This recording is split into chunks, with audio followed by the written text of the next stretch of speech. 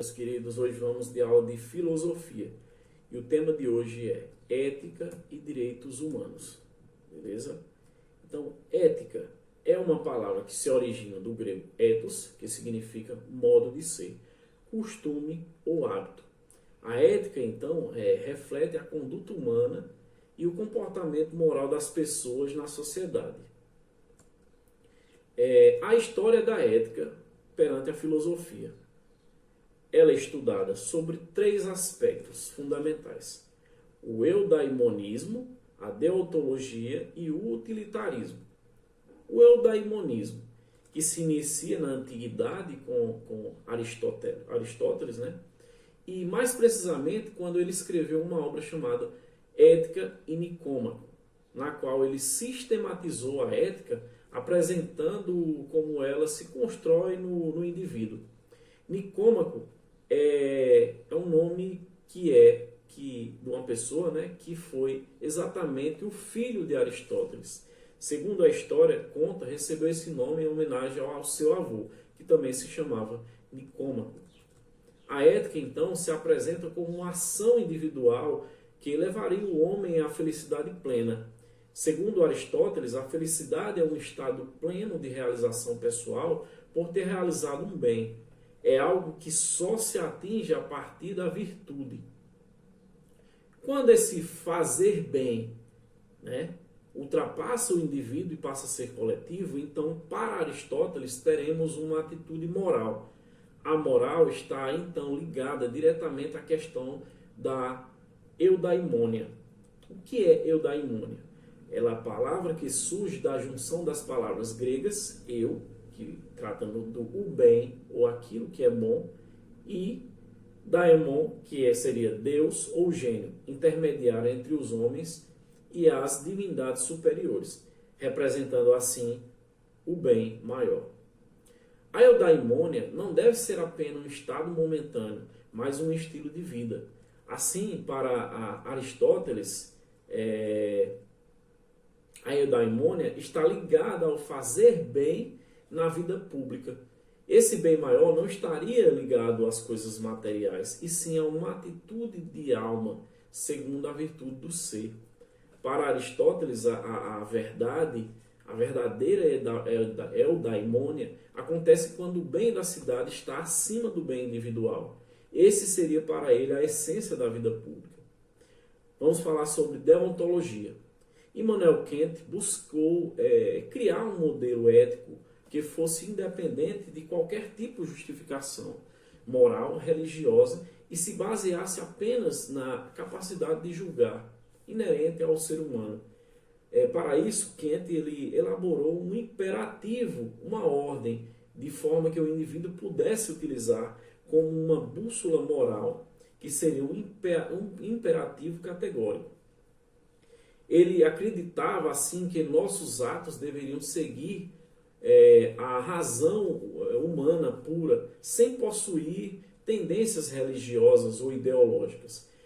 Assim surge a deontologia, que é a palavra que deriva do grego deon, dever e obrigação. A deontologia, para a filosofia, ela representa um dever e a obrigação de agir de forma correta, independente das influências externas.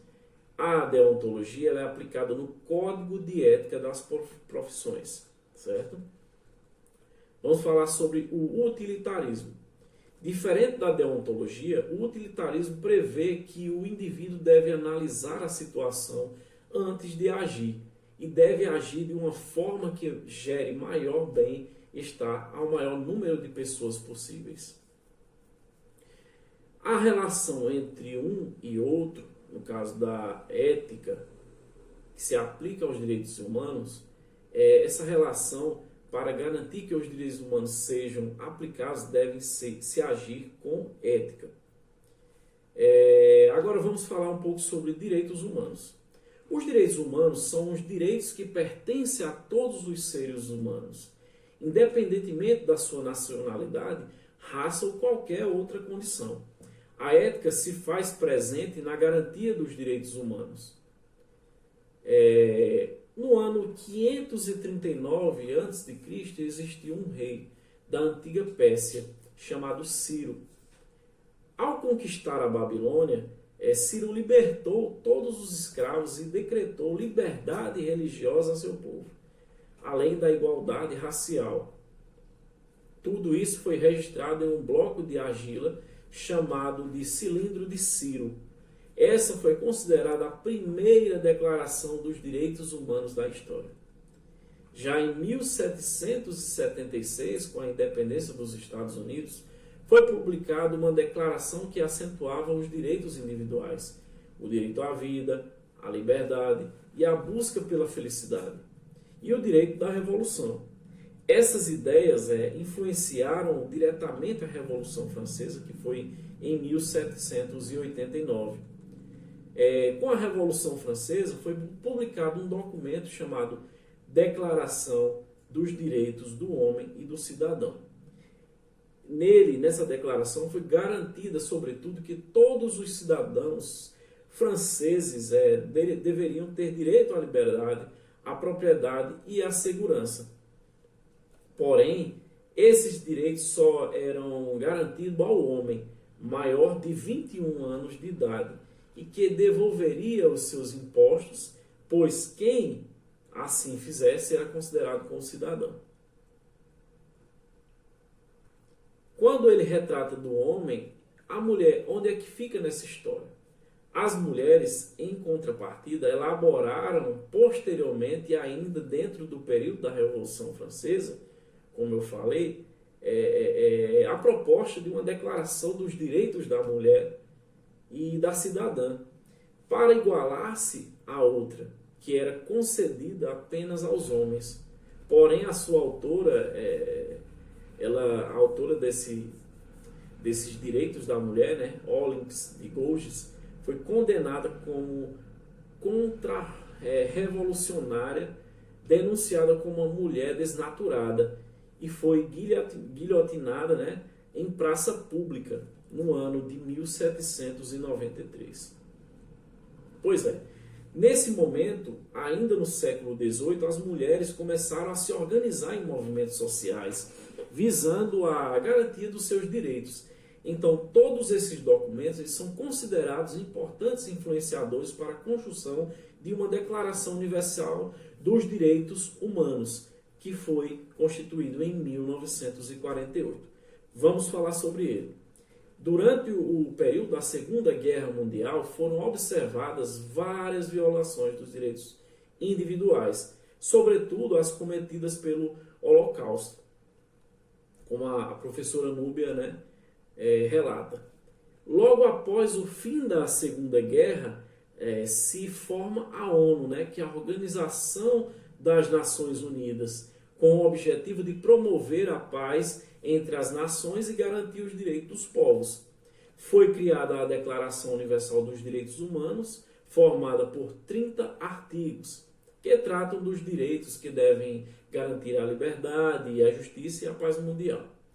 Dentre elas se encontra o direito à liberdade, à igualdade perante a lei, a liberdade religiosa e política e ideológica. Também trata de garantia dos direitos básicos como educação, saúde, trabalho, um trabalho remunerado e lazer. Nos dias de hoje, a Declaração Universal é assinada pelos 192 países que compõem as Nações Unidas. O documento não possuía força de lei, pois cada país possuía a sua Constituição específica, no caso do nosso país, a Constituição Federal. E ela serve como base para estabelecer todas as leis. Ela serve como uma lei. Então, assim como os países cumprem esses acordos, eles cumprem acordos através de tratados que são assinados em encontros da ONU. E para cada um desses tratados existe um comitê de peritos que avalia como as nações participantes estão cumprindo as obrigações que assumiriam nessa assinatura. Além disso, existem outros órgãos da ONU que fiscalizam e denunciam abusos contra os direitos humanos pelo mundo. São elas: a Assembleia das Nações Unidas, o Conselho dos Direitos Humanos e o Alto Comissariado para os Direitos Humanos. Tem também 3 tribunais de direitos humanos, um localizado na Europa, outro na África e outro no continente americano. Então, cada país é responsável para garantir os direitos humanos dentro do seu território. Mas, em território nacional, quem fiscaliza esses abusos são as instituições dos direitos humanos. Organizações profissionais, instituições acadêmicas, grupos religiosos, organizações não governamentais, entre outros.